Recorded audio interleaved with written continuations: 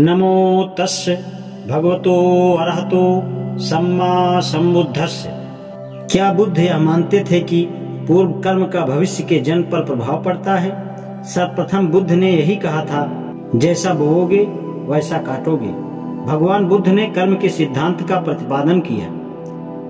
सर्वप्रथम उन्होंने ही कहा था, जैसा बोओगे वैसा काटोगे।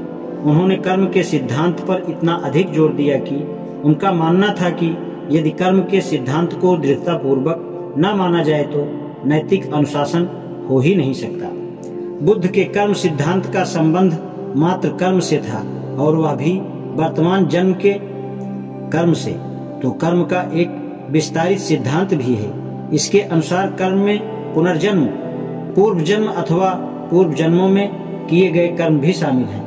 यदि व्यक्ति का जन्म गरीब परिवार में हुआ है तो यह उसके पूर्व जन्म के बुरे कर्म का परिणाम है। यदि एक आदमी धनी घर में पैदा हुआ है तो यह उसके पूर्व जन्म के अच्छे कर्मों का परिणाम है। यदि किसी व्यक्ति में कोई जन्मजात दोष है तो उसका कारण उसके पूर्व जन्म का बुरा कर्म है। यह एक बड़ा ही विनाशक सिद्धांत है, क्योंकि इस प्रकार की कर्म की व्याख्या में मानव प्रयास के लिए कोई स्थान नहीं है। पूर्व जन्म के कर्म के द्वारा ही उसके लिए सभी कुछ पूर्व निश्चित है। यह विस्तारित सिद्धांत भी बहुधा भगवान बुद्ध के सिर मढ़ दिया जाता है। क्या भगवान बुद्ध ऐसे सिद्धांत को मानते थे? इस विस्तारित सिद्धांत की भली प्रकार जांच करने के लिए यह उचित है कि जिस भाषा में इसे प्रायः प्रकट किया जाता है, इसमें थोड़ा परिवर्तन कर दें। यह कहने की बजाय कि पूर्व जन्म के कर्म का संसरण होता है, यह कहना उचित होगा कि पूर्व जन्म का कर्म वंश परंपरा से प्राप्त होता है। हमारे द्वारा वंश परंपरा के कानून के अनुसार इसकी परीक्षा करने में सहायक होता है। ऐसा करने से न तो इस सिद्धांत को कोई हानि पहुंचती है और न इसके कानूनी अर्थ में अथवा न ही इसके वास्तविक अर्थ में कोई अंतर आता है। इस कथन से ऐसे प्रश्नों का पूछा जाना संभव हो जाता है जो कदाचित अन्यथा नहीं पूछे जा सकते थे, और जिनका बिना उत्तर दिए बिना बात स्पष्ट नहीं होती। पहला प्रश्न यह है, पूर्व जन्म का कर्म वंशानुगत कर्म से कैसे प्राप्त होता है? उसकी क्या विधि है?